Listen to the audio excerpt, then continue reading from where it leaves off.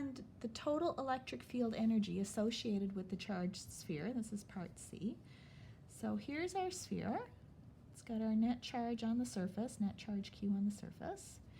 Our electric field energy density, we see that that depends on the distance. The energy density changes depending on where you are.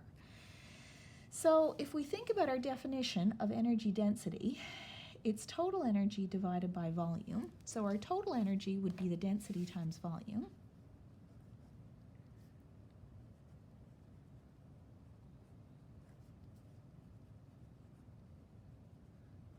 But our density is a variable, so how do we deal with this? Well, what we have to do is our total energy is we'll sum up the total energy for each part. So we can find the amount of energy in this little part, we can find the amount of energy in this little part, the amount of energy in this little part, and so on, and we can add up all those little bits.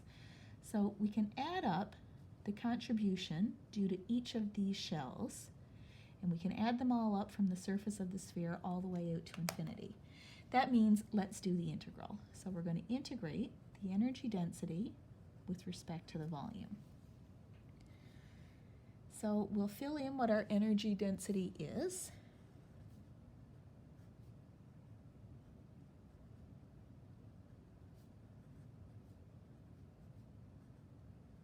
Times dV. So next we ask, what do we mean by dV? dV is the volume of one such shell that we're going to add up, dV. So this shell here has volume dV. How do we find volume? Volume equals area times thickness. The area of this shell, if it has radius of a lowercase r, then it would have a thickness of a little bit in the r direction that we would call dr. So the area would be 4 pi r squared. The thickness would be dr. So if we want to find our total amount of energy, we'll do density times volume for this shell, for this shell, for this shell, for this shell. We'll add them all up. That act of taking the sum means we're going to do the integral. So we're integrating the density with respect to volume. We're adding up each bit.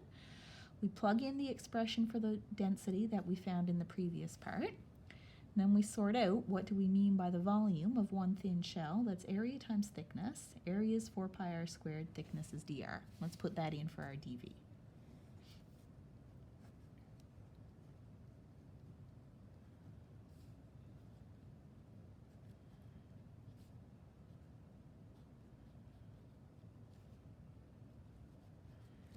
So there's our expression. Let's simplify a little bit and then we'll put our limits in.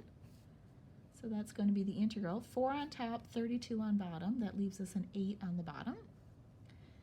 Let's see, what else do we have? We have a pi up here, a pi squared down here, leaves us with a pi. We've got epsilon naught here, so we keep our epsilon naught. We've got our q squared here. R squared on top, r to the 4 on bottom, leaves us r squared times 1 over, and then our dr. Okay, so there's our expression.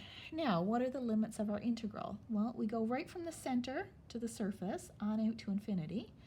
From the center to the surface, the energy density is 0. There's no energy from the inside. So we can just start our integral at the surface of the sphere.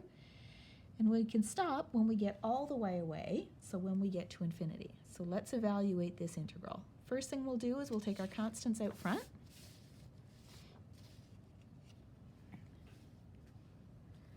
So this is equal to 1 over 8 pi epsilon naught. Q is a constant, that can come out front too. Then we've got the integral from r to infinity, 1 over r squared dr. This integral is not too bad. The integral of 1 over r squared is just minus 1 over r.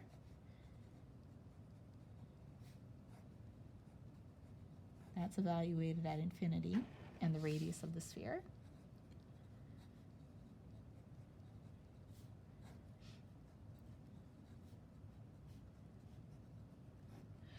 One over infinity, that's just 0. And this minus times a minus gives us a plus. So we get q squared over 8 pi epsilon naught times r. So there's the total electric potential energy associated with a sphere of radius r carrying charge q. In the next part, we'll ask how much work did it take to get that charge on the surface.